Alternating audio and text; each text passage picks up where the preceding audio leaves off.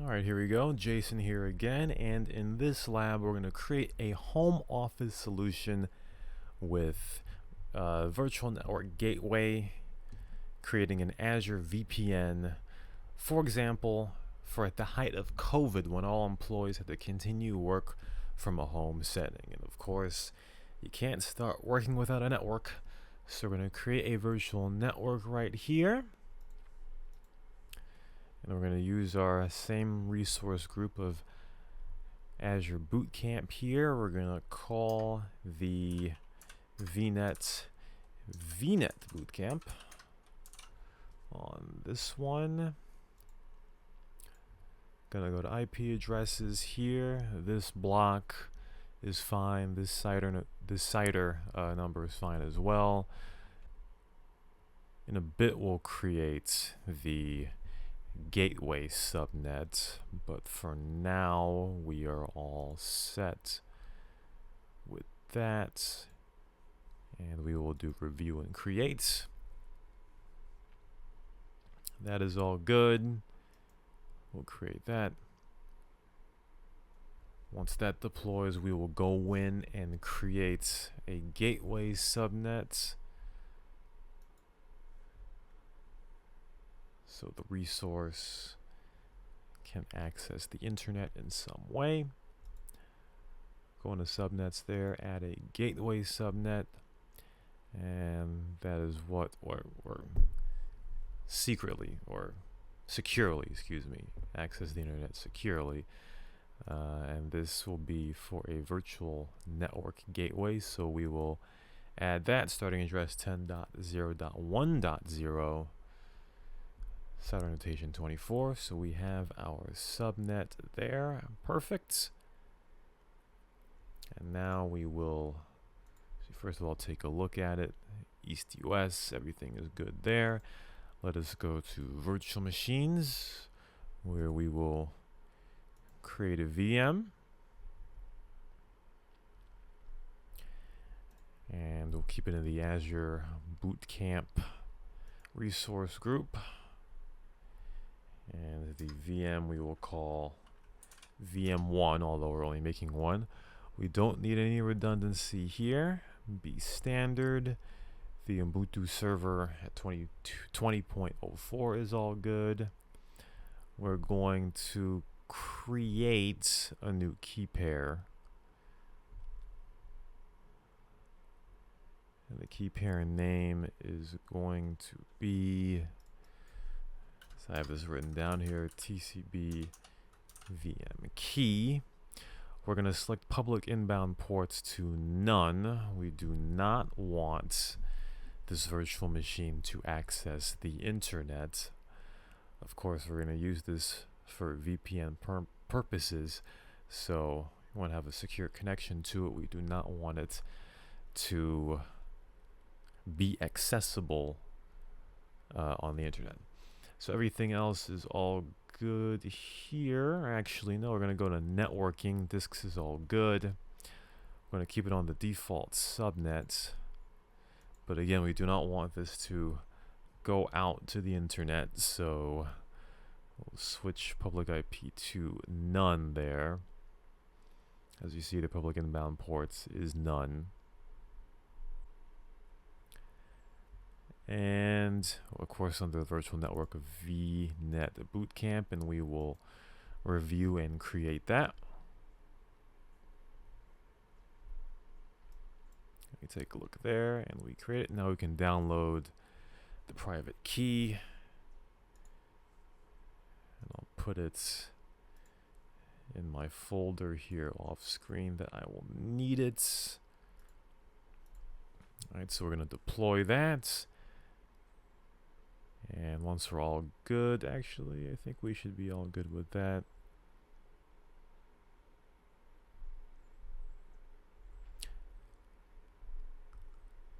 Alright, and there it is. If we go to the resource here, as you can see, we only have a private IP. This is not internet facing. We're going to deal with that in a little bit.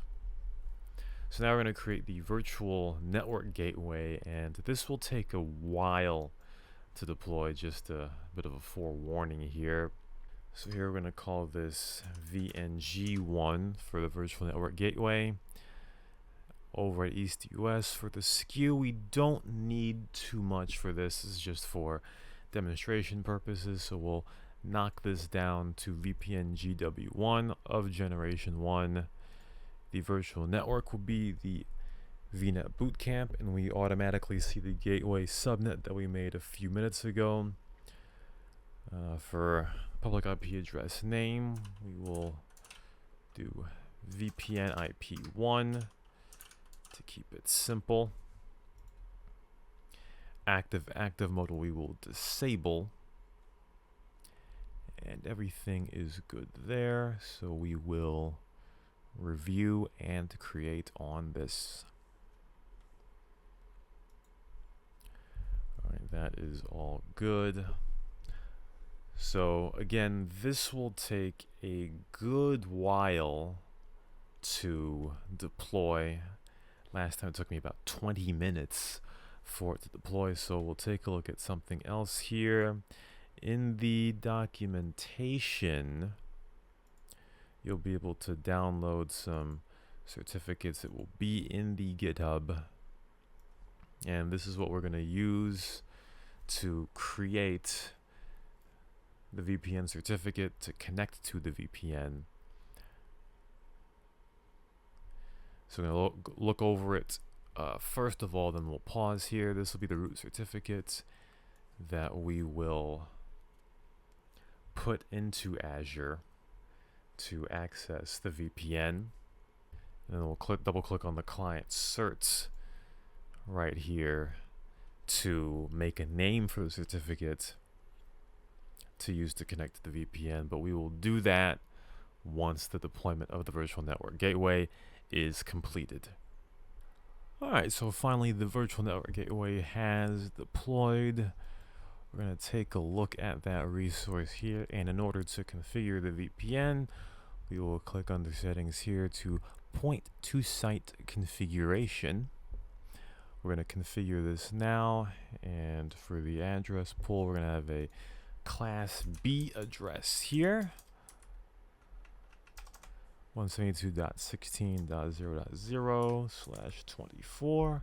The tunnel type is going to be IK2 and SSTP. The authentication type, we're going to do Azure certificate, and the certificate that we did just a bit ago is what we're going to use. So we're going to call this P2S root cert, and we are going to take the root certificate that we had here, and we're going to copy it into there. So we're going to save that. That may take a couple of minutes to save.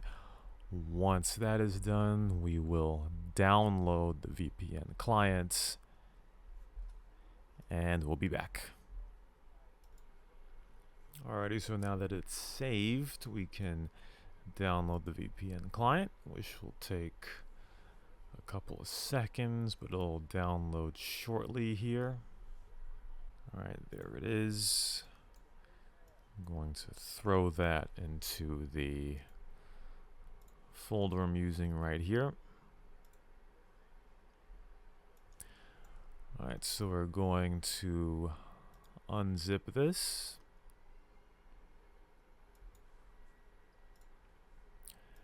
And after that, and before we get into that, we're gonna go back and deal with this certificate right here, the client cert.pfx.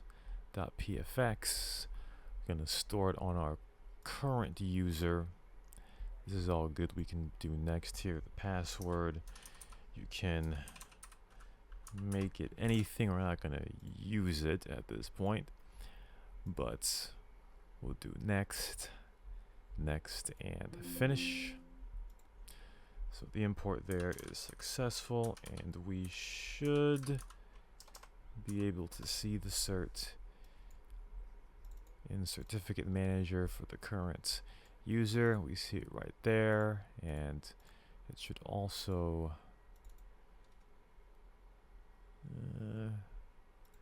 because it only shows in one area, or two areas here. Here it is in trusted root certifications there. Alright, so after that, we will go into the other folder here in VNG1, the Windows AMD folder here, and we will install the VPN client. We know what this is, so we can run it. No issue there. As if you want to install a VPN client for our resource group, we're going to say yes to that. And now if we take a look at the VPN settings, VNet Bootcamp will be there, and we should be able to connect to it here. The Azure VPN program comes up. You see the VNet symbol right there. No problem with this. Talks about a routing table. We don't need to do that.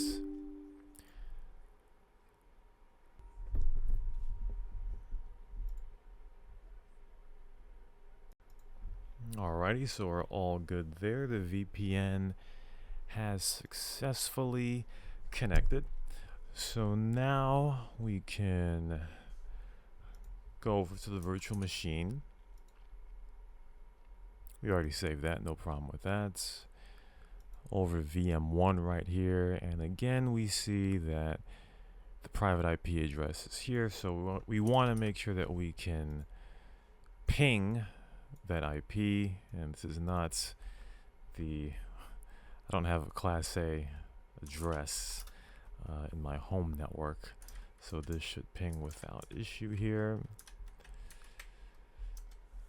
Right, and that is perfect. So we can talk to this virtual machine without it being deployed over the internet. And now we are going to SSH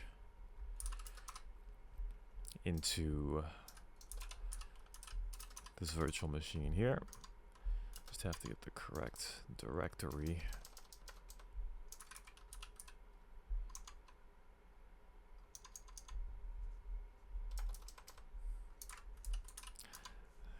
It's tough to remember some things here, obviously.